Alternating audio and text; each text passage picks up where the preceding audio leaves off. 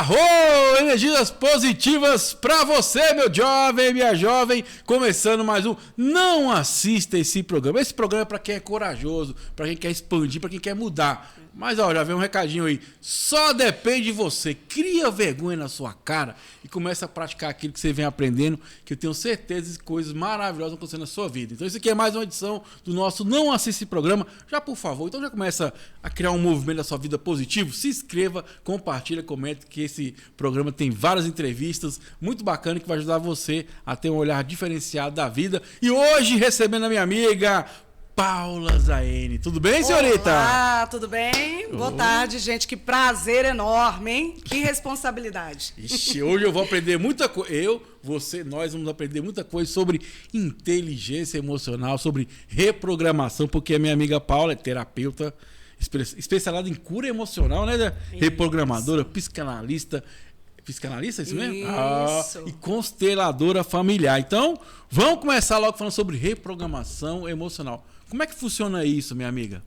Bora lá, pessoal. Eu quero falar hoje com vocês de uma maneira que eu vou interagir um pouquinho aqui com vocês e eu trouxe um amiguinho para me ajudar. Bom, esse daqui é o demais. quadrinho. Eu gosto, gente, de usar ele, inclusive, toda vez que eu vou para sessões, sabe, Tiago? Por quê? Porque, às vezes, o cérebro do ser humano consegue assimilar bem a informação através da audição, mas, às vezes, nós temos pessoas que conseguem assimilar melhor através da visão. Então, levando isso em consideração, eu trouxe o quadrinho, tá? Então, eu quero que você pense da seguinte maneira, tá? Aqui é o teu lindo, maravilhoso e poderoso cérebro, ok? Lembrando que é um órgão, só precisa falar sobre isso. Exatamente. E aqui vamos fazer uma suposição, né? Nós temos aqui uma coisinha chamada aparelho psíquico, que é fracionado, de acordo com a psicanálise, em 3 partes, tá? Aqui nós temos o id, o ego e o superego. O id, vamos fingir que é esse pedacinho aqui, ó. Ele fica armazenando 99,9% de tudo que nós vivemos, de tudo que nós sentimos, de todas as nossas experiências e vivências. Tudo fica armazenado bem aqui, ó, nessa parte mais profunda e oculta da mente humana, que é o id. É a parte inconsciente. E aí, o que acontece? Quando você é pequenininho, você acabou, né, de chegar ao mundo, onde é que ficam essas experiências? Aqui. Experiências que você teve se comunicando com o papai, com a mamãe, com a vovó, com a sociedade. Onde é que fica? Aqui. Experiências com a escola, com os professores, com as figuras de autoridade. Onde fica, pessoal? Aqui também. E aí é que está a chave da questão. Quando nós somos adultos, tudo que nós fazemos, absolutamente tudo, até mesmo a cor de uma blusa, uma peça que a gente escolhe para assistir, a cor que a gente decide pintar o cabelo, uma blusa, vamos dizer assim, você olhou ali na vitrine e falou assim, gente, eu não sei se eu compro a azul ou a amarelo, não interessa. Tudo que nós decidimos na nossa vida é com base na informação que está guardada aqui. E aonde é que entra a reprogramação emocional? Se uma blusa a gente compra com base nos dados e nas informações que está nessa parte mais oculta, você imagina só como é que a gente vai definir, como é que nós vamos nos relacionar com as pessoas, com o dinheiro, com o emprego, com tudo na vida. Também é com base nessa primeira expectativa, nessa primeira percepção que nós tivemos e recebemos sobre o mundo e sobre as pessoas que estavam em volta de nós. Então, nós recebemos hoje, eu digo nós, assim, porque quem é terapeuta, né, geralmente tende a receber demais. A gente recebe hoje em consultório muitas pessoas que às vezes chegam, Tiago, e falam assim, Paula, eu tenho um péssimo relacionamento com dinheiro, eu ganho muito dinheiro, mas toda vez que eu ganho dinheiro, eu torro. Eu não sei o porquê que eu torro dinheiro. E aí, quando você vai conversar com a pessoa, quando você vai... vou te dar um exemplo, tá? Gostei do exemplo. Vou te dar um Podemos exemplo. Aprofundar esse do torrar o dinheiro aí. Adoro. Vamos lá. Vou te dar um exemplo. Eu peguei um caso de uma paciente que, olha que babado, que coisa estranha, né, gente? Que é o cérebro do ser humano. Curte só. Ela me falou assim, olha, Paula, eu ganho muito dinheiro. Eu ganho. Semana, menino, tenho dinheiro. O meu problema, Paulo, é que assim, eu sempre arrumo um jeito de me endividar, de torrar esse dinheiro, de jogar esse dinheiro fora. E eu não sei o porquê, e eu quero descobrir o porquê. E aí nós fomos conversando, nós fomos constelando, nós fomos daqui, fomos dali. E pasmem, ela sofreu um abuso sexual quando ela era criança. E o que o agressor sexual fazia? Dava para ela dinheiro. Tipo uma recompensa. Como recompensa. Então, como que ela começou a ler o dinheiro? Uma O recompensa dinheiro ruim. é sujo. Eu preciso me sujar, eu preciso me submeter a um abuso para ter o dinheiro. Então, como o dinheiro é algo ruim, ela associou o dinheiro ao abuso sexual. Toda a oportunidade que ela tinha de se desfazer do dinheiro, ela se desfazia. Curou o trauma, acabou o problema com o dinheiro. Agora eu fico mais sobre curioso, isso. como é que é esse processo, né? Como é que é feito esse processo? Porque Vamos você está falando lá. que a coisa está enraizada, né? Está Exato. dizer, oculta ali na nossa mente. Dá muito trabalho a gente mudar isso, né? Dá um trabalho enorme. A primeira parte, Tiago, é a conscientização. É a pessoa criar consciência dos hábitos, dos costumes que ela tem. Por quê? Porque vamos fazer uma suposição, né? Vamos para mais um exemplo. Eu gosto muito de dar exemplos, porque tem muita gente que vai se identificar com os exemplos. Tem gente que tranca a casa e ela só não tranca a casa. Ela vai lá e confere 10 vezes se ela realmente, de fato, trancou a casa. Isso é um comportamento. Mas o lance aqui é o que está por detrás desse comportamento. Que necessidade é essa que a pessoa tem de conferir 1, 2, 3, 4, 5, 10 vezes se ela de fato trancou aquilo dali? Aí é que está o X da questão. O comportamento denuncia que há um possível trauma ou uma possível crença limitante. E é através do comportamento que a gente analisa em consultório que a gente começa a puxar o fio da meada. E aí, o que aconteceu? Que você sente essa necessidade? Aí a pessoa começa a falar, nossa, eu passei por uma situação onde eu me senti invadida, onde eu senti que eu não estava seguro o suficiente. Aí nós fazemos um regresso àquele dia, àquele momento do trauma. E aí a gente trabalha com uma coisinha chamada neuroplasticidade, que é o quê? O cérebro do ser humano, Tiago, ele não consegue identificar quando ele está dentro de uma memória real ou de uma memória imaginária. Ele não consegue. Você quer ver uma coisa? Quando a gente assiste, por exemplo, um filme de terror, qual é a tendência da pessoa? É se sentir como? Medo, né? Medo, ansioso. Né? A gente fica meio que, ai, meu Deus, tem alguma coisa ruim, alguém... É verdade. Tem alguém aqui dentro desse ambiente, um bicho vai pegar meu pé. É mais ou menos assim, né? E realmente, por quê? Porque o cérebro, ele acredita que aquilo que ele está vendo ali é real. Então, o que a gente faz?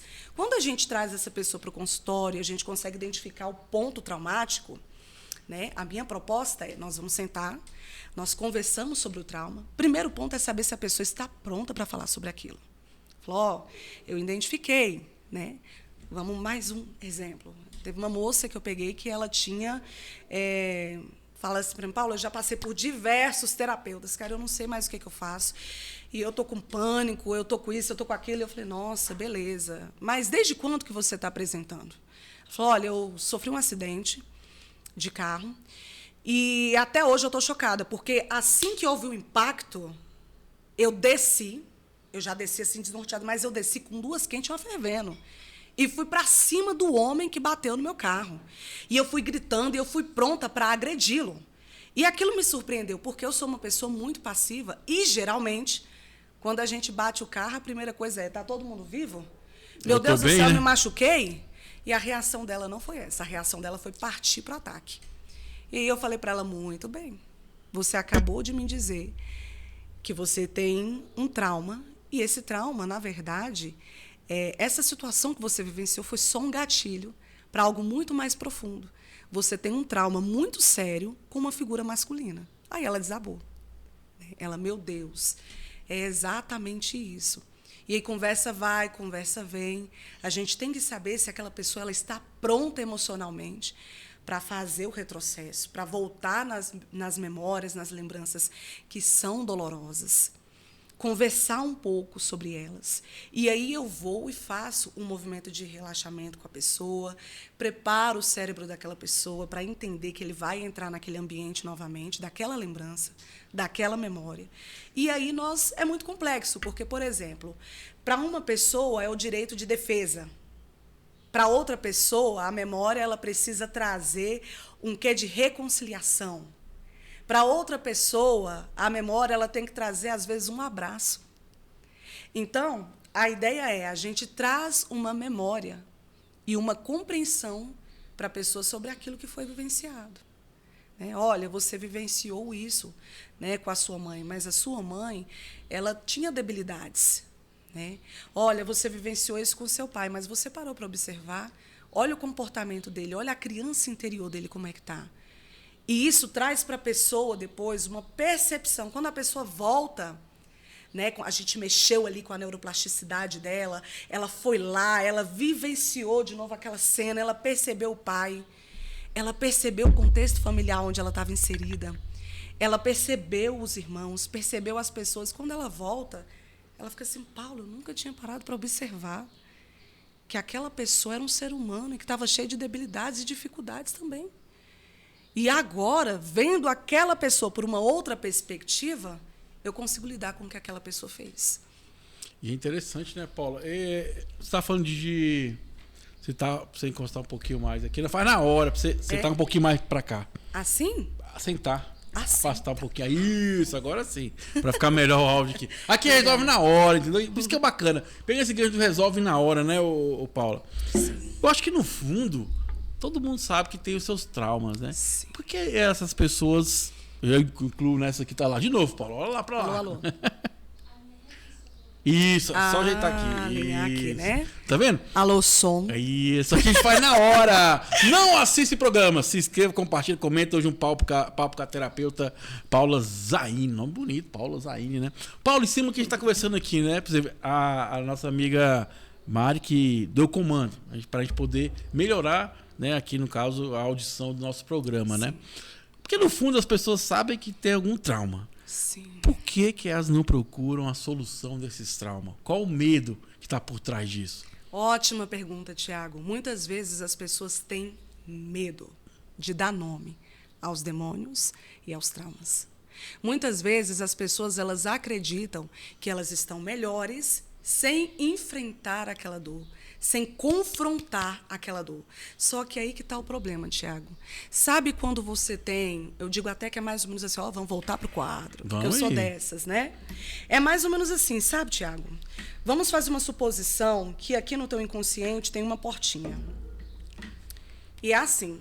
Você vai viver, em média, hoje em dia, né, o brasileiro está vivendo bastante. O ser humano, de forma geral, né, ele já está aí na casinha dos 80, né, com a qualidade de vida, a tecnologia desenvolvendo. E lá vamos nós, né, que daqui a pouco a gente está chegando nos 100. Então, o que acontece, gente? A nossa porta, nós temos o inconsciente, e nós temos uma portinha ali. E é mais ou menos isso aqui que as pessoas estão habituadas a fazer. Elas, literalmente, pegam um probleminha delas, enfiam lá dentro, fecha essa porta e não quer saber o que está guardando lá dentro. Mas uma hora vai vir daqui à tona, a pouco, né? Exatamente. Aí daqui a pouco, esse probleminha ele já não cabe mais lá dentro. Aí vem um, aí vem outro, aí vem outro, aí vem a síndrome do pânico, vem a ansiedade, vem burnout. Aí só vem problema, vem problema. O que as pessoas não compreendem é que quando você não trata da questão psicológica, o teu físico vai falar. O teu físico ele vai falar, ele vai arrumar um jeito de manifestar aquele problema que você não quer dar nome. Não tem como fugir. E aí as pessoas elas acreditam que isso daqui é melhor, que reprimir os sentimentos e não falar sobre os sentimentos é melhor, Tiago, porque elas foram ensinadas dessa maneira.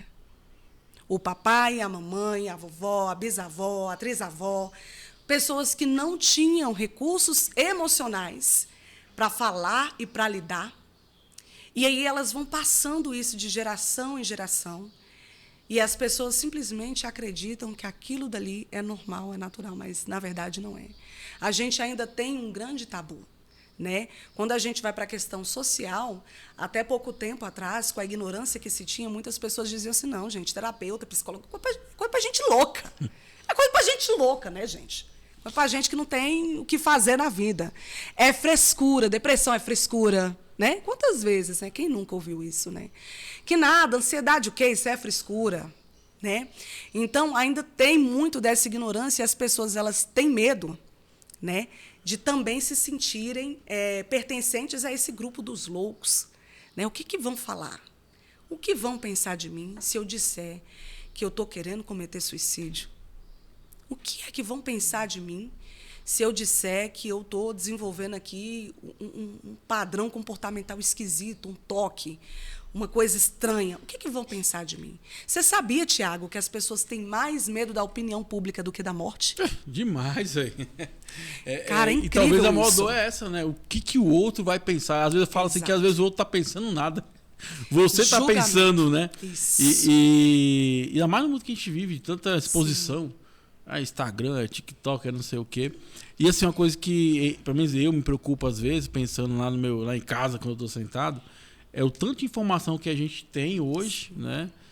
Tanto meio de buscar essa cura, de buscar ser pessoas melhores, mas parece que o mundo está retroagindo. Né? Eu trabalho como gestor profissional de condomínios, né? Que é o famoso síndico profissional, e a gente vê dia a dia. Né? Esse dia até me assustou, uma pessoa falou assim, ela chegou e o carrinho de compra não estava ali, no local que ele deveria estar. Alguém está utilizando, né? Você não está ali. E aí demorou para voltar, né? E a pessoa mandou mensagem para mim: eu quero que multe essa pessoa, não sei o quê. Meu Deus. Tipo Nível de assim, quer dizer, intolerância. tem que estar à sua disposição sempre? Só porque demorou um pouco? Uau. Coisa que você não controla, né? E aí foi bacana, depois ela mandou uma mensagem: vai ficar por isso mesmo? Então, tipo Uau. assim, falta empatia, falta olhar para o outro, né?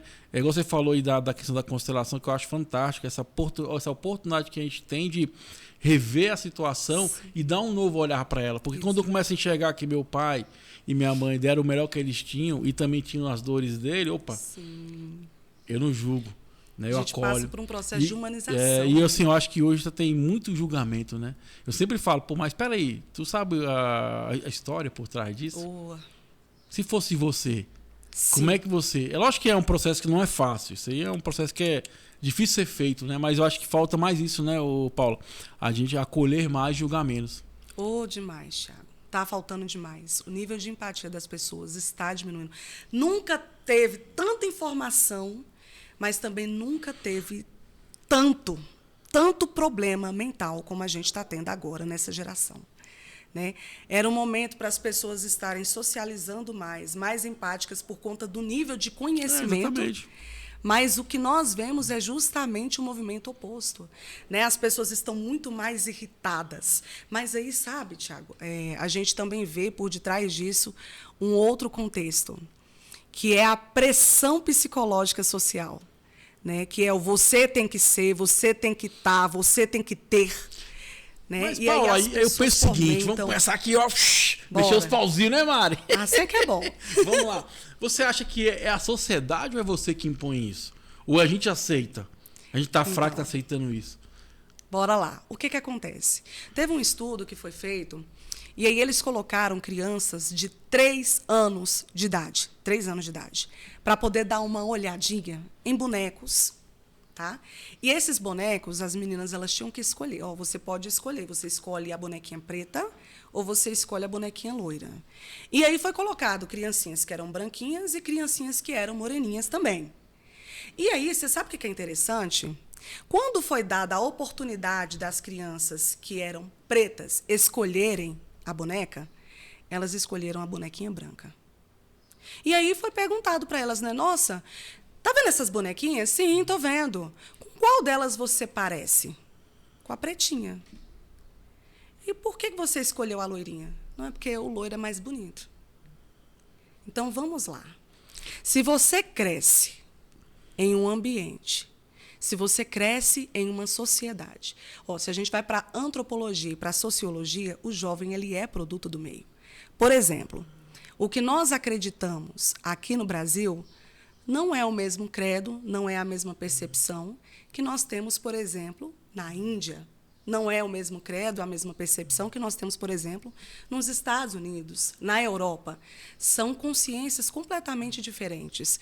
Por quê? Porque o jovem ele acaba sendo produto do meio. Aí, vamos lá. Você lembra o que eu falei para vocês aqui no começo sobre as primeiras impressões sobre a nossa realidade e que aquilo fica armazenado lá dentro? Então, você tem controle sobre o que entra quando você tem 2, 3 anos de idade? Você não tem controle. Você cria consciência, depois da maturidade do teu cérebro, que é lá por volta dos 25 anos de idade, que é quando a massa do cérebro ela já está um pouquinho mais durinha. E aí você começa a perceber que, de fato, tem coisas que valem a pena, tem coisas que não valem a pena. É o processo de amadurecimento. Mas nem todo mundo chega lá. Tem gente que fica nesse automático uma vida inteira, vivendo com base nas crenças que estão dentro da sociedade. Se a sociedade diz, você pode, você deve, você pode, você deve. Se a sociedade diz, você não pode, você não deve, às vezes a pessoa ela tem tanto medo de romper com a bolha que ela não vai. Para quem consegue, né, ter um encontro com, né, as questões espirituais, muitas pessoas elas passam a ter essa percepção mais clara sobre a vida no leito de morte. Isso é muito triste. É porque você fala e eu ainda enxergo que eu estou jogando para a sociedade uma culpa que talvez é minha. Culpa não, vamos dizer isso, vamos dizer, um julgamento. Uma coisa que eu aprendi. Autorresponsabilidade. É falar sobre isso agora, né? A gente é fruto daquilo que a gente escolhe. E tem que entender que às vezes você vai fazer mal escolhas, faz parte da vida, né? Você está falando da criança. Eu já não enxergo com um olhar ruim. Eu acho que ela escolheu aquilo que achou que era melhor. Que era boneca branca, por exemplo. Isso não quer dizer que ela valoriza só a pessoa de pele clara. Sim. Porque se a gente está na sociedade que se você é obrigado. Eu sou negro, eu tenho que escolher a coisa negra, eu tenho que defender isso aqui. Eu sou mulher, eu tenho que defender isso aqui. Então, assim, e assim, acaba que a gente hoje não sabe nada, né? Eu tava hoje, por acaso, vendo aqui nós da Ana, da mulher lá, apresentadora, né? Esqueci o nome dela. Sim, Ana Hickman. Você vê, uma pessoa que está na televisão, uma pessoa que defende, né, a não violência doméstica, a violência contra a mulher, sim, e ela negou. Porque tudo que está indo para a mídia social foi a mídia que jogou. Porque na hora que ela estava lá, ela falou que tinha caído no chão. Entendi. Então, assim, como é que eu tô lá falando para você, você tem que autovalorização, né? Tô falando para você que você não deve aceitar aquilo, e aí quando acontece comigo, eu não boto a boca no mundo. Você percebe? Aí tem a questão medo. Exatamente. Medo. Agora, vamos voltar aqui um pouquinho. A questão das bonecas não foi específica para poder provar mesmo a questão do racismo estrutural, que é a própria pessoa que é preta, ela tem uma percepção sobre o outro. Mas você acabou de falar que ela tinha 2 anos, como é que ela tem essa visão sobre o racismo? 3 anos de idade. É justamente sobre isso. Como é que essa pessoa ela cresceu a ponto de fazer escolhas? Ela ainda não tinha maturidade o suficiente para fazer uma escolha consciente. Mas você acha que nesse caso é ela o maior responsável, vamos dizer, por botar na mente ali a questão do racismo, é ela ou é os pais dela? É essa que é a questão. A criança, ela já absorveu com 3 anos de idade aquela informação e ela, deixa eu te contar uma curiosidade. A criança, até ali por volta mais ou menos dos 6 anos de idade, ela não se enxerga como um ser, como um indivíduo alheio. Ela ainda acredita que papai e mamãe é a extensão dela. E ela é a extensão do papai e da mamãe. Tem gente de 40 e 50 anos tá do mesmo jeito. Pois é. E aí, o que isso faz? Por isso que, nessa fase, é tão danoso quando há, por exemplo, separação entre pai e mãe. Porque a criança ela se enxerga como um todo. Então, ela acha que aquela situação, inclusive, teve a ver com ela, porque ela pertencia àquele momento. Ela não era um indivíduo, ela era alguém pertencente. Então, o que esse estudo quis provar? Porque, às vezes, a gente pensa assim, não, as pessoas só passam a ter consciência do que é racismo, por exemplo, quando elas estão ali, né, numa idade um pouco mais avançada, vamos dizer, com 15, 16 anos de idade, não sei o que e tal. Numa vida escolar, né? Numa vida escolar, numa interação social. Só que não. A criança ela já passa até essa influência do ambiente onde ela está vivendo desde muito cedo. É esse o objetivo da pesquisa. E aí, dentro dessa pesquisa, desse objetivo, o que eu quero dizer para você? Que todos nós, todos os seres humanos, não existe um sequer que escape disso. Temos informações que foram dadas, que estão guardadas e que vão reverberar e vão nos influenciar uma vida inteira. Por exemplo, se você vivia dentro de uma casa onde a sua avó ela fazia bolinho de chuva para comer com café... Coisa boa, hein, mano? A sua tendência é sentir aquilo dali como algo completamente afetivo e maravilhoso. E a sua percepção, durante a vida adulta, por mais que você não tenha consciência disso, é que aquilo dali é algo extremamente prazeroso e agradável. Agora, diga isso para uma pessoa que vivenciou o seguinte quadro: o abusador dela dava bolinho de chuva para ela para poder molestar ela. E aí, como é que ela vai ter a interpretação dela sobre o mesmo objeto, sobre o bolinho de chuva? vai ser completamente Por diferente. isso que a gente não deve julgar, né? Eu acho que cada Exatamente. mundo é uma sentença. Exatamente. E cada pessoa é o universo, né? Então, é o lance são as percepções, né? A gente vai trazendo. Não, uma coisa não exclui a outra. Isso não exclui o lance da autorresponsabilidade, jamais. A autorresponsabilidade, ela está aí, ela precisa, né, ser, inclusive, mais fomentada, mais divulgada, mais comentada entre os terapeutas com os seus pacientes. Porque, igual um dia desses, eu estava, inclusive, coloquei, né, no meu Instagram. Gente, é sorte que você está precisando ou é autorresponsabilidade? Do que você está precisando? Porque muita gente, né, fala, cara, eu não tenho sorte, eu não nasci com sorte, eu não sei o que é sorte. Mas espera aí, você já assumiu a responsabilidade pela tua existência? Você já entendeu que a tua vida e a tua história passa por você e a caneta está na tua mão? É o que você falou, né? Hoje a gente vive numa sociedade que é piloto automático, né? Exato. Tocando, tá bom, vai indo, vou guardando, né? E eu até falo que o seu desenho aí é física quântica, né? A gente não voa com peso nas costas. Não. E quando a gente não entender que a gente tem que curar aquilo pra gente passar uma próxima etapa e aí até a gente ter relacionamentos melhores, Sim. por isso, né? Igual eu sempre falo, uma coisa que eu venho aprendendo nos últimos anos, e mandar um abraço para todas as minhas amigas e terapeutas, psicólogos que participam com a gente lá na Ativa FM, exatamente isso. É entender que o cérebro é o órgão mais importante que existe. Sim. Porque se você não tá bem da mente, nada vai acontecer na sua vida. Verdade, e aí é nada. É no âmbito financeiro, no âmbito familiar, relações com dinheiro, sexual, o que for. Sim. Então a gente começar a entender que é o investimento que a gente faz quando a gente olha para dentro, quando a gente tem essa autorresponsabilidade. E entender o seguinte, que igual eu falo, gente, a gente não é, a gente está. Sim. A gente pode mudar a todo momento, basta querer. E o mais importante, a gente está num processo. O que é um processo? Erros e acertos. Sim. Errar faz parte, só acontece, tem as consequências. Ok, tudo bem, o que eu vou aprender? E vamos tentar tocar o barco, né? E ter mais afeto por nós mesmos, mais carinho, e ser menos, se cobrar menos, né? Nossa. Porque, igual eu falei, é um processo. Você vai errar, você vai acertar, vai vir sempre o próximo. O que eu posso melhorar para essa situação? Não deu certo mesmo, vamos para a próxima. Mas com essa consciência que você é um ser humano que está aqui para viver. Isso faz parte da vida, né? Exatamente. É tão gostoso ouvir isso, né, de você. Eu acho que assim, é interessante a gente trazer para as pessoas o quanto que isso que você acabou de falar é importante, olhar para dentro, né? Gente, se você não está bem emocionalmente, você pode ter 10 casamentos, não vai rolar. 1 milhão de reais. Você pode ser assim, ó, uma das pessoas com mais poder, maior nível de importância no mundo. Não vai adiantar. Não vai adiantar, porque aonde você for, as suas sombras, os seus medos, as suas tristezas vão te acompanhar, né? Não adianta a gente fugir de quem a gente realmente, verdadeiramente é, né? É interessante que muitas pessoas têm, dentro da terapia, sabe, Tiago, a gente percebe que tem muita gente que às vezes tem medo de ir também, é outro fato interessante da gente falar aqui, por vergonha. Vergonha do que vai falar. Vergonha de reconhecer que vivenciou determinados quadros e que sentiu prazer, como o abuso sexual. Tem gente que tem vergonha de assumir. Olha, eu senti prazer. Né? E chegou um momento ali que eu me apaixonei pelo agressor.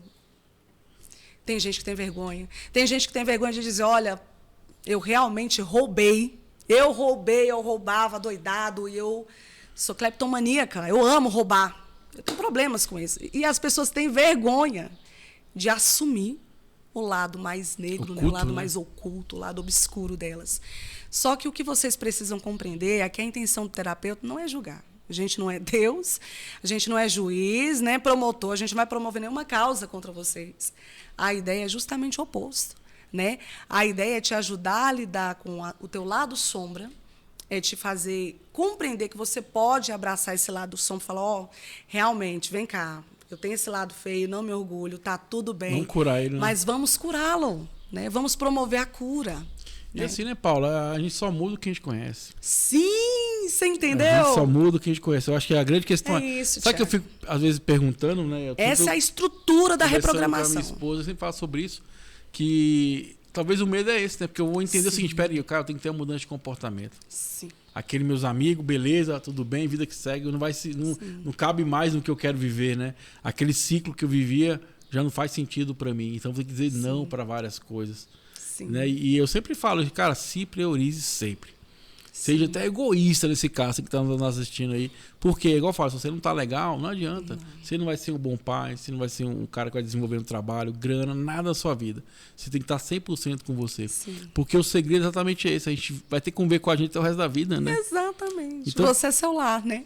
Exatamente. Então, quem tem um lar bacana, um lar legal, né? Sim. E eu até falo, eu acho que a ideia do autoconhecimento, da terapia, de olhar para dentro, é a gente potencializar esse instante de tempo chamado vida. Sim. Pra gente poder aproveitar melhor os momentos, nem no passado nem no futuro, mas não agora, né? Sim. E aí a gente vê a sociedade tão acelerada, né? E fala, caraca, velho, tem que desacelerar. Eu mesmo falo às vezes, pô, peraí, deixa eu respirar aqui um pouquinho aqui, entender o que está acontecendo para poder modificar. E assim, ter coragem de olhar para dentro, ter coragem de trabalhar. E até fala, a gente cresce quando a gente vê as nossas sombras, né? É lá que vai estar o que é difícil, que precisa ser mudado, né? O que está certo, né? Não, e é interessante, né, a gente levar em consideração que a gente está assim, no ativismo crônico, né? Aí a gente começa a perceber que tem uma porrada de gente desenvolvendo aí, por exemplo, a síndrome do pensamento acelerado. A pessoa ela vai dormir e tá ali a mente, ó, teleco, pensando. Aí daí a pouco, gente, estou precisando aqui de uma medicação, estou precisando disso, estou precisando daquilo. Olha o nível do adoecimento. Você tá por precisando? Causa dessa. Eu não. Não, tá precisando só desligar o celular 1 hora antes de dormir. Ah, menino, é isso.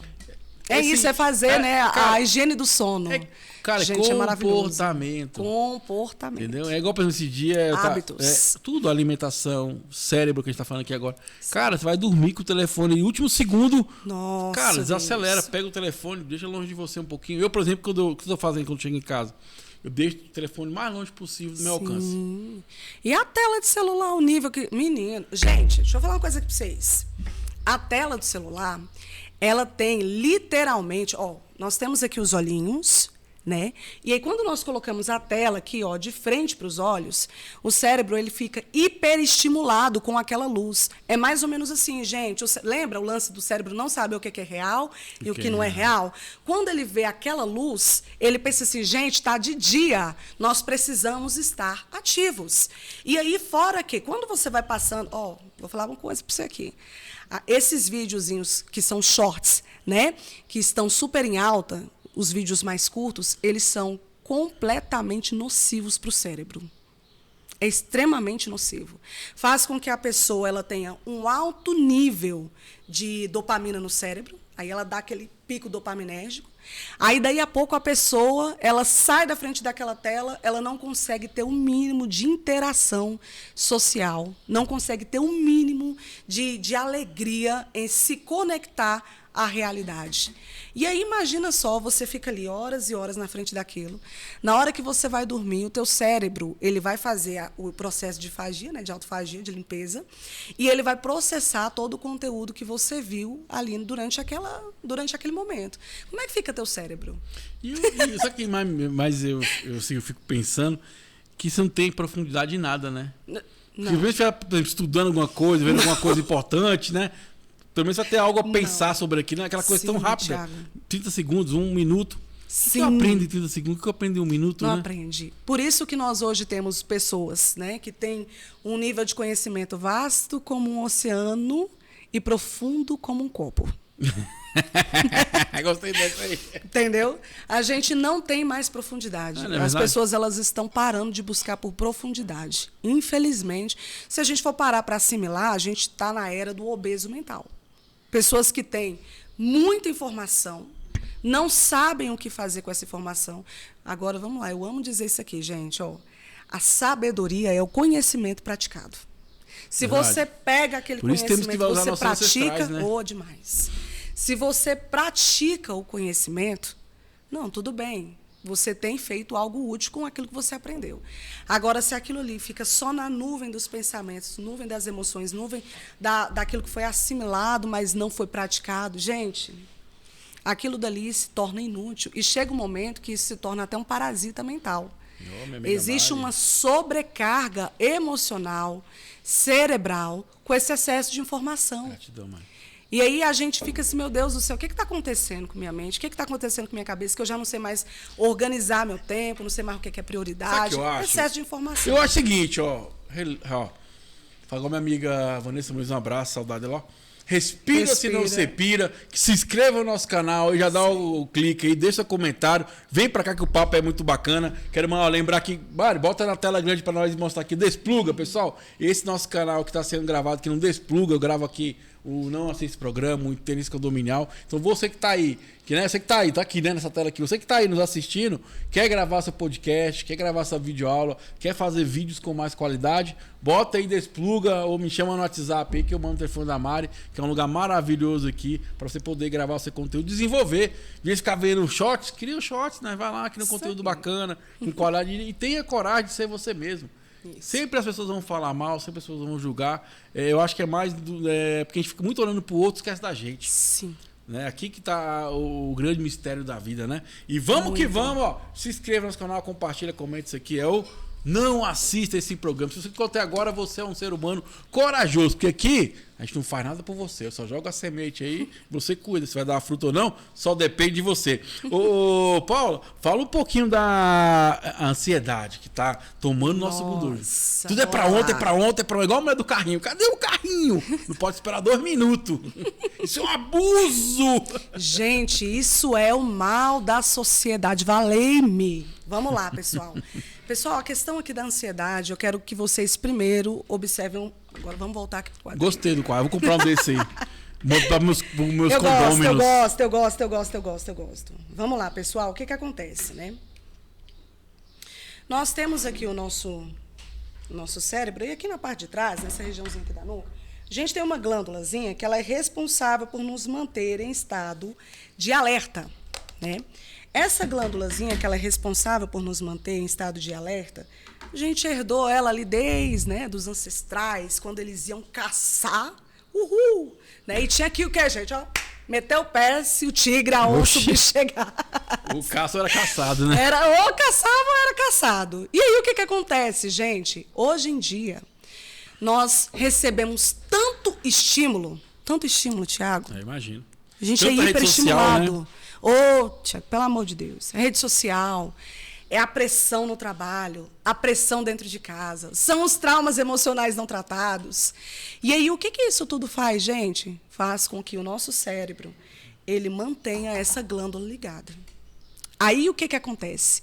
O cérebro ele vai ser inundado por cortisol, por hormônios responsáveis pelo estresse, adrenalina.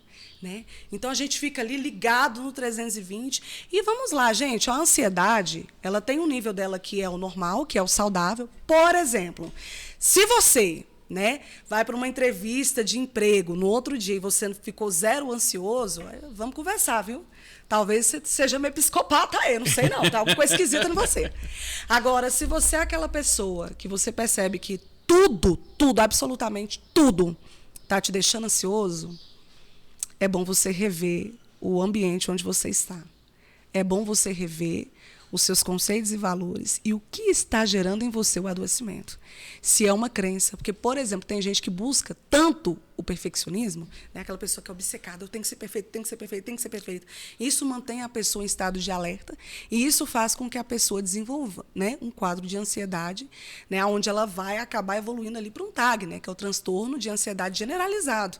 Por quê? Porque um dia após o outro, isso vai gerando uma marcação química no cérebro que vai fazendo com que ele compreenda, o nosso natural a partir de agora é ter isso daqui 24 horas por dia. Então, ele já cria o próprio caminho, né? O cérebro ele é meio preguiçoso, então ele gosta do hábito, né? Ele mantém um hábito. Por quê? Porque ele gasta menos energia. É mais fácil para ele criar caminhos e todo dia te levar para aquele caminho do que você dar a ele um novo hábito, porque aí ele vai ter que gastar energia para entender aquele novo hábito, então ele tem preguiça daquilo. Aí o que acontece? Quando você traz para ele todo santo dia estresse, o que ele faz? Uma hora ele vai contar, a conta chega uma hora, né? Você está entendendo? Eu quero ficar estressado. Aí vem a alopécia, aí vem a insônia, aí vem uma série de outros fatores, velho. Esse negócio de ansiedade, gente, é tão sério que as pessoas elas não compreendem que a ansiedade ela pode desenvolver para coisas mais sérias, como a depressão. Né? Às vezes a pessoa ela começa ali, Tiago, pequenininho. Hoje eu estou ansioso. Mas aí a pessoa ela não percebe que ela está passando a ficar ansiosa todo santo dia. E aí, daqui a pouco, ela já está num nível de estresse, né, de ansiedade generalizada. Daqui a pouco ela está com a síndrome do pânico. Daqui a pouco ela está com uma depressão profunda. E tudo começou com uma coisinha desse tamanhozinho que ela não observou. Foi deixando, né? Foi deixando. Foi guardando. Então, você quer uma dica? Começa a observar. Gente, ó, o que está me deixando ansioso? Eu estou tendo uma ansiedade que ela é natural ou será que não? Tudo é elevação de consciência, né? É olhar para dentro, ó. É olhar para dentro. E principalmente, né, você perceber isso e procurar a cura, né? Nossa. E às vezes, gente, lógico, às vezes não tem grana para fazer a terapia, algo assim, mas Sim. tem tanto vídeo bom que se talvez você ir lá meditar. Você é a própria cura, né? Que a gente está falando que é de mudança de comportamento, que parte do princípio de você. Eu achei muito bacana você fala que primeiro você que entende se o teu paciente está preparado para passar por aquele processo de transformação. Porque também é um dia dele falar que não quer, né? É lógico, porque tem gente que não está preparado, né? Por exemplo, né, vamos falar aqui de algo traumático. A pessoa que, por exemplo, né, a gente vê na televisão direto, uma criança que viu, né, o pai matando a mãe, ou vice-versa, a mãe, né, matando o irmão, a irmãzinha. Gente, como é que você vai chegar para a pessoa dessa e falar se você é obrigado, nesse momento agora, a liberar perdão para essa pessoa aí? Não tem como, é um processo. É um processo. De auto-perdão, né? É o primeiro passo, gente... Eu tenho que perceber aqui, eu tive responsabilidade sobre isso? Caramba, agora que eu entendi, eu não tive. Agora vamos para o próximo passo. Qual foi a consequência dessa situação na minha vida? Meu Deus, eu desenvolvi isso, isso, isso e isso.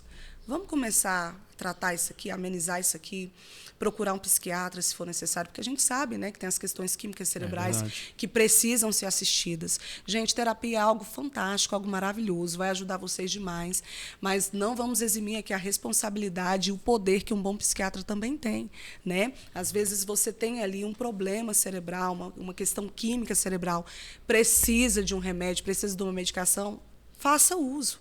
Né, faça uso, mas não deixe a terapia de lado. Por quê? Porque ali, ó, verbalizando, conversando, eu conheço pessoas que fizeram um tratamento químico, hormonal, mas não trataram o emocional, tão dependentes das medicações até hoje. Por quê? Porque enquanto você não verbaliza, exatamente, a mesma coisa de você pegar um peixinho, você arrancou o câncer do peixinho e joga ele no Tietê. Morrer de não adianta, vai morrer, não tem jeito. E é isso aí, vamos aqui no Não Assista esse programa, amiga Paula Zain. Hoje foi um papo muito legal, um papo terapêutico aqui. Esse olhar pra dentro, meu jovem. Ative a versão vergonha na sua cara. E comece a ter comportamentos que vão ajudar você no seu dia a dia a ser um ser humano melhor. Outra coisa que me chama atenção, é que eu tô com você que é terapeuta, né? Vocês utilizam muito o termo arquétipo, né? O que seria um arquétipo? Como é que funciona isso? Eu fico muito curioso com essa questão. Gente, adoro. Então, pessoal, o que acontece? Deixa eu te fazer uma pergunta, Thiago. Quando eu falo assim, olha, fulana é uma cobra, viu? Você presta atenção com fulana. O que você compreende da minha fala? Aquela pessoa que não é confiável, vamos dizer assim, né? Ó, você associou a cobra a alguém que não é confiável, não é verdade? O que acontece? Nós temos um inconsciente coletivo, e nesse inconsciente coletivo, todas as informações e percepções sobre objetos ficam guardado ali.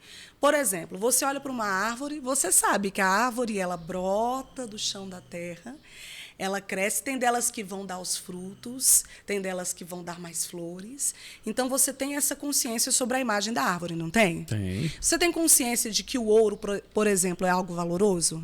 Tem. Você tem consciência, por exemplo, de que a guitarra ela está completamente alinhada com a questão musical, não tem? Tem. Então, vamos lá. O que acontece? Lembra que a gente estava aqui conversando sobre o aparelho psíquico? Sobre o id, o ego e o superego? Então, pessoal, o arquétipo ele é um fortalecimento do teu ego. Ele é um fortalecimento da matriz, da existência que tem dentro de você para que você possa executar determinados objetivos. Então, vamos lá. Vou fazer um exemplo, vou fazer uma suposição aqui para você compreender. Vamos fazer uma suposição de que tem uma pessoa, né, que ela vivenciou muitos traumas. E aí ela acabou se tornando uma pessoa completamente reprimida. É uma pessoa que tem dificuldade de se expor, é uma pessoa que tem dificuldade de se pôr em ambientes onde vai exigir dela que ela esteja em visibilidade. Por quê? Porque ela tem vergonha. É uma pessoa que está envergonhada. E aí você vai lá e muda o arquétipo dessa pessoa. Por exemplo, se a pessoa está ali mais contraída, está mais vergonhada, você traz para ela um arquétipo de poder, como, por exemplo, o arquétipo do tubarão. Como é que age um tubarão? Você já viu o tubarão ele se esconder dos outros peixinhos? Não, ele é um predador, O que o tubarão faz? Ele é um predador. Predador. E como é que você sabe que o tubarão está chegando? O que ele coloca para fora, dentro da água? A barbatana que fala. Isso, ele coloca, né, aquela parte dele de cima lá e todo mundo vê. Ninguém consegue esconder um tubarão. Ele é visível, ele é voraz. Então, a pessoa, quando ela está diante daquela imagem, ela literalmente passa a assumir o comportamento arquetípico daquela imagem. A gente libera uma série de fatores hormonais, inclusive na pessoa, que alteram o comportamento daquela pessoa. A pessoa, ela visualiza aquilo, ela se conecta com a imagem, ela se torna uma parte daquilo que ela vê. Então, o arquétipo é extremamente poderoso para mudanças, para iniciativa, para uma série de coisas. Eu mesma, vou dar o meu primeiro testemunho. O meu primeiro arquétipo foi o da borboleta azul. E eu estava numa fase que eu ficava assim, gente, eu quero mudança, eu quero metamorfose, eu quero conhecimento. E aí eu fiz uma associação de 2 arquétipos, que era o da borboleta com o livro. Gente, eu fiquei voraz na leitura, buscando conhecimento, buscando entendimento. E a gente só para observar depois de um tempo. Meu Deus, que esse negócio realmente mudou meu comportamento. E são inúmeros os relatos de pessoas que, quando mudam o arquétipo, se percebem, até no comportamento, até na vestimenta, completamente diferente. Porque se você tem uma debilidade, a proposta do arquétipo é que ele vá lá suprir aquela debilidade e te dá fogo e iniciativa para você fazer aquilo acontecer. Bacana. Muito forte. Agora eu fiquei curioso, como é que faz para ativar isso e fazer essa mudança de arquétipo? Então, vamos lá. O que é interessante a gente levar em consideração? Eu nunca faço uma montagem arquetípica para uma pessoa sem antes eu saber, por exemplo, como é que é o temperamento dela. Porque, por exemplo, vamos lá, se você pega uma pessoa que ela é colérica, qual é geralmente o comportamento do colérico? É uma pessoa mais expansiva, mais explosiva, tende a ficar um pouco mais irritada com facilidade. Aí você pega uma pessoa dessa e tá com um tubarão nela, o que você acha que ela vai fazer? Vai matar os outros. Vai matar! Ela vai matar alguém, ela vai, o nível de cortisol tá na altura, cara, vou matar alguém aqui, certeza. Então, a gente sempre procura, né, fazer uma análise comportamental da pessoa, ver como é que é a estrutura da pessoa para receber aquele arquétipo. Porque outro fator que é importante, uma pessoa que ela é extremamente ansiosa. Se eu pego, por exemplo, um arquétipo de movimento como o do cavalo, que é de força e movimentação, e taco numa pessoa que é ansiosa, se ela não tiver um objetivo de vida, ela desenvolve um TAG. Então, gente, é muito importante... Então, primeiro tem que fazer uma amnésia que fala, né? Isso, anamnese. É muito importante, primeiro, a gente fazer essa avaliação. Ó, como é que você tá? Como é que tá o teu cotidiano? Aí você utiliza tá o quê? A PNL para fazer esse trabalho na mente? Olha, na verdade...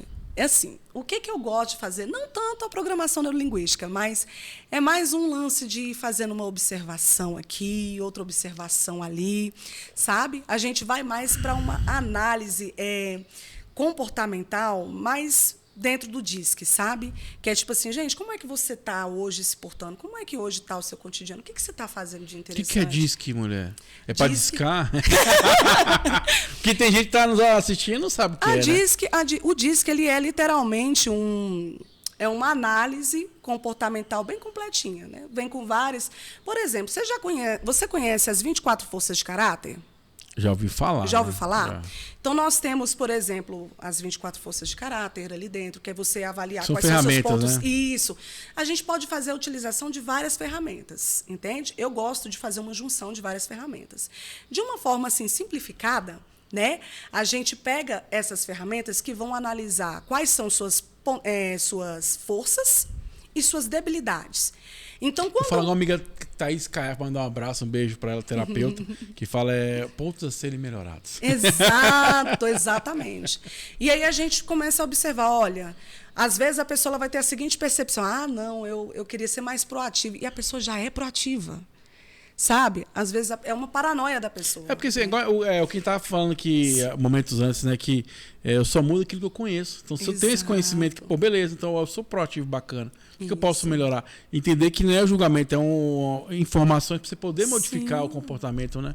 Na guerra, informação é poder. Oxi, na vida. Na vida, informação é poder. Na vida. Então, quando você tem informação, você passa a se organizar dentro daquela informação. Então, às vezes, a pessoa ela acha que o fogo está vindo da direita, mas está vindo da esquerda, né?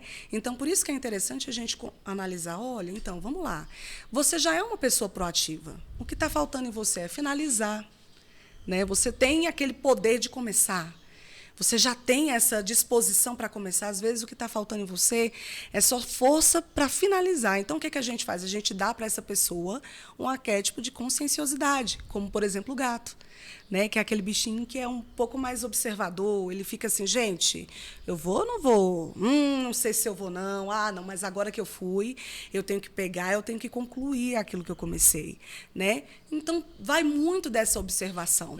Agora, a ativação em si, né? Eu achei importante, né, falar um pouquinho sobre isso antes, porque às vezes a pessoa, eu já conheço muitas pessoas que elas tipo assim, cara, eu vou pegar aqui o arquétipo da leoa e vou tacar. E tacou o arquétipo da leoa, minha filha, pelo amor de Deus. Daí a pouco... E sem informação também fica inútil, né? Você Como entendeu? É que você vai usar isso, né? Você entende? Aí daí a pouco tá a pessoa voraz, passando por cima de todo mundo, não entende nada. Por quê? Porque todo arquétipo tem um lado luz e tem um lado... Sombra também.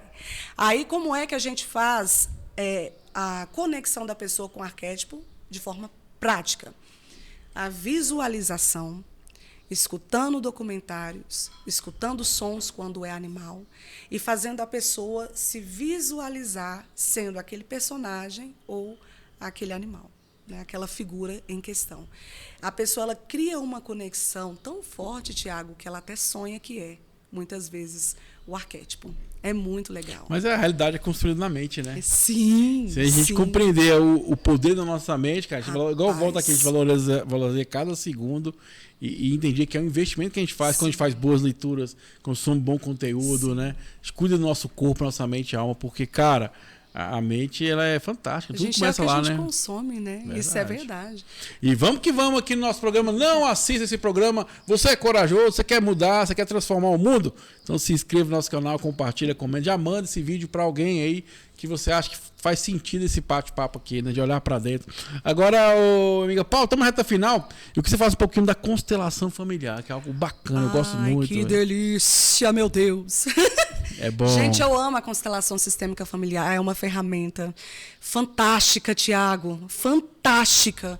Para quem está meio perdido, para quem não consegue compreender qual é o seu local de pertencimento, né? É triste porque, assim, a gente ainda tem muitos tabus, né? Verdade. Sobre a constelação sistêmica familiar. Tem muita gente que acredita que a constelação sistêmica familiar é algo de cunho religioso. Gente, eu quero deixar vocês informados aqui. Tem nada a ver. Não é, tá? Tem nada a ver com religião. É ciência também, tá? E é ciência comportamental, né? A gente percebe que todo ser humano quer pertencer. Todo ser humano tem o seu local de pertencimento. A constelação sistêmica familiar, ela é poderosa no sentido de trazer uma nova perspectiva para você sobre as situações que você vivenciou e, principalmente, traz para a gente essa percepção e esse entendimento sobre o ambiente em que nós crescemos, sobre a nossa família, né? Eu acho gostoso porque a cura começa dentro de casa. Né? Porque vamos fazer uma suposição aqui. Hoje a gente está casado. A tendência é a gente se comportar com o nosso cônjuge da mesma maneira como a gente viu papai e mamãe se comportando dentro da nossa casa. É verdade. Então acaba que a gente será um fruto daquilo que a gente vivenciou, daquilo que a gente viu ali. Isso para quem não tem aquele nível ainda de consciência que você, graças a Deus, já chegou do eu tenho autorresponsabilidade. Aí tem gente que responsabiliza o tempo inteiro, né? O pai, a mãe, a avó, a tia, ixi, aí por aí vai, não tem fim. É porque meu pai era, minha mãe era, meu avô era e não sei o que era. E aí, às vezes, a pessoa ela nem sequer tem consciência de que ela responsabilizou. Cara, é tão fantástico isso, Thiago. Um dia desses, ó, vamos dar um exemplo aqui, né? Eu gosto dos exemplos. Eu também acho bacana, legal. É massa.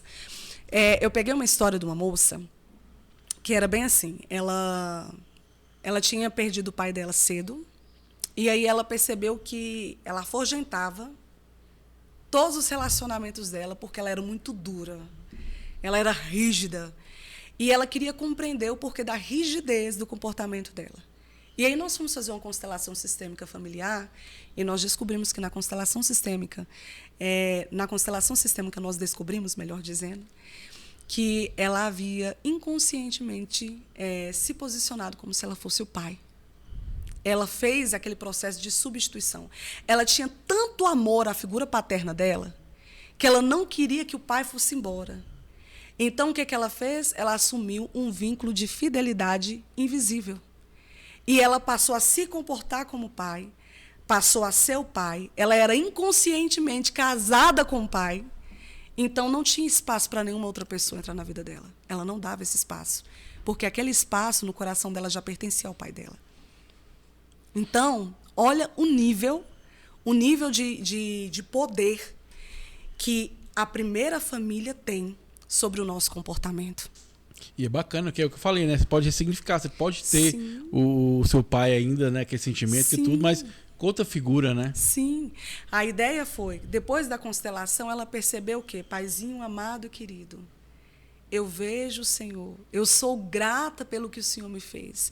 E eu recebo do Senhor a bênção e a autorização para que agora eu possa me relacionar de uma forma saudável com as outras pessoas. Eu aceito a minha identidade, eu aceito quem de fato agora eu sou.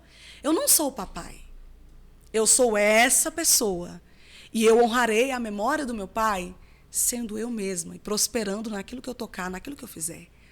E quando a pessoa ela se percebe livre desse pacto inconsciente, gente, é transformador. É transformador. Porque a pessoa ela passa a compreender que ela pode ser quem ela é. E está tudo bem. Ela não deve ao pai dela, ela não deve à mãe dela. E a maneira dela pagar essa dívida, que é, gente, o pai e a mãe deu a vida. Se a gente dívida eterna, né? Pelo amor de Deus, não tem como. Não tem como. Então, a única E a dívida maneira, emocional é impagável, né? Sim, e a gente às vezes fica preso nessa dívida emocional com o papai, com a mamãe, eternamente, Tiago. Tem gente que não consegue compreender. Olha, o que eu trato de pessoas dentro de consultório, com dificuldade. Vamos lá, né? O que eu mais recebo é, olha, eu estou com uma dificuldade com meu marido. Por quê? Porque eu estou competindo com minha sogra. Meu marido e minha sogra e não sei o quê. E a começou de rabo aqui, o negócio tá feio.